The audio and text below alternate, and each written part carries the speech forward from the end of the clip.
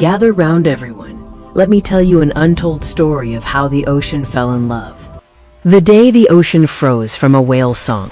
There are stories the tides whisper only to those who listen. Stories older than bone, older than salt, older than the moon's reflection on the water. And this is one of them. Long before ships carved paths across the seas, long before sailors gave names to stars, the ocean had a memory, vast, ancient, and living. It remembered everything. The first droplets of rain, the first creature to crawl into its depths, the first breath of the very first whale.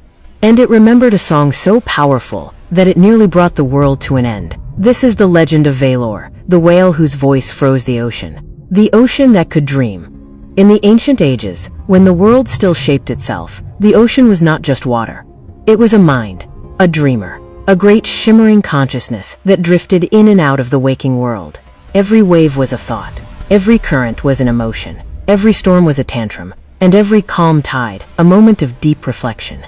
In those days, whales were not just giants of the sea. They were its memory keepers. They carried stories in their bones, passed from mother to calf in low, melodic notes. These songs didn't just echo across water. They were etched into the ocean's very soul. But among all whales ever born, none had a voice like Vaelor. His song was deeper than trenches, clearer than moonlight on still water, and powerful enough to tremble the tectonic plates. He was young, curious, and endlessly aware of the world around him.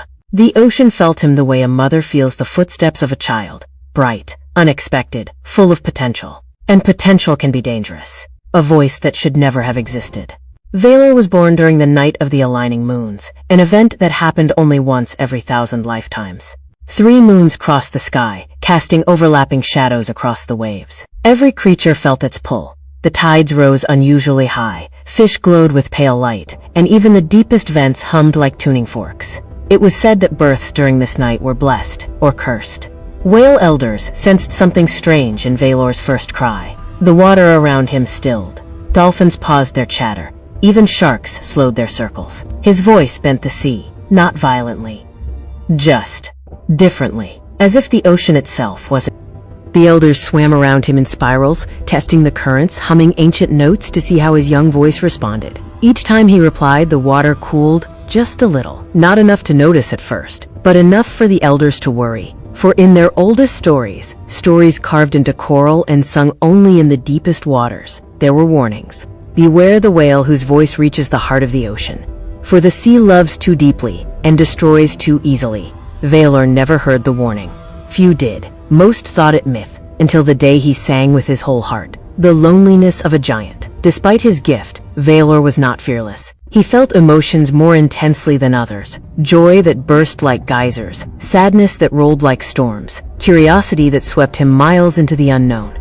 But with that intensity came loneliness. Most young whales swam in pods, echoing one another's calls in playful rhythms. Vaelor's voice didn't mix. It overwhelmed. One simple note from him would drown out an entire chorus. He tried to quiet himself. He tried to sing softly, hum only in private, whisper melodies into coral caverns. But his power could not be muted. The ocean trembled every time he expressed himself. And so, over time, Vaelor drifted farther from others, into colder regions, darker waters, places where his voice wouldn't frighten the beings around him. He became a wanderer. And wanderers always discover things they shouldn't. The heart of the sea. One night, while following faint glimmers of starlight through the surface water, Vaelor heard something calling him. Not a creature, not a current.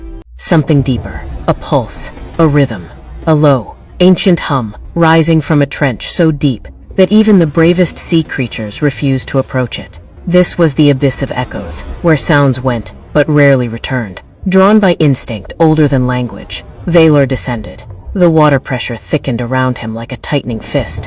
His ribs creaked, his vision dimmed. But still, he went down. At the bottom of the trench, he saw it. A massive crystal structure glowing faintly blue, shaped like the heart of an unimaginable beast.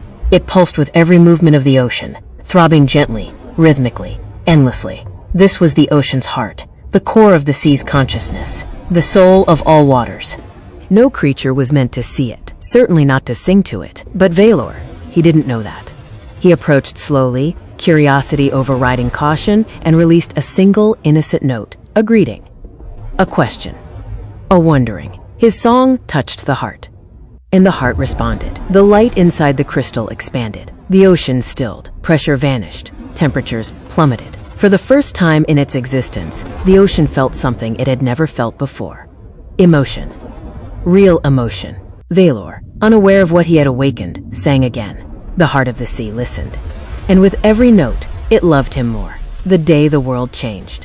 It happened not suddenly, but all at once. At dawn, the sea around Vaelor shimmered like glass. Waves stopped mid-rise and held their shape like carved sculptures. Fish froze mid-swim, encased in icy prisms. Coral hardened into crystal, and the wind itself paused as if afraid to disturb the silence. The ocean had frozen, not from cold, but from emotion so overwhelming that its ancient mind shut down to process it. Whales miles away panicked, trapped in still seas. Seabirds crashed into motionless water surfaces. Even rivers slowed, their connection to the sea choking. Everything paused, except Vaelor. He alone could move, surrounded by a world locked in ice and silence. Terrified, he raced across miles of frozen ocean, desperately calling out to anyone who could still hear him. Only the heart answered, and it answered with longing, the burden of being loved by the sea.